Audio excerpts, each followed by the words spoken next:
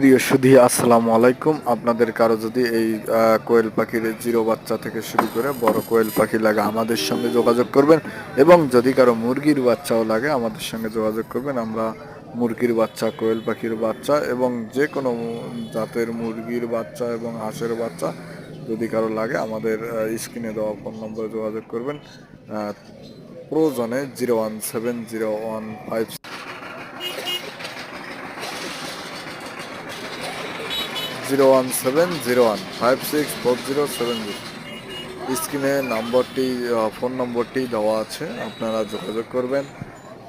এটা হচ্ছে ঠিকানা গাইবান্ধা।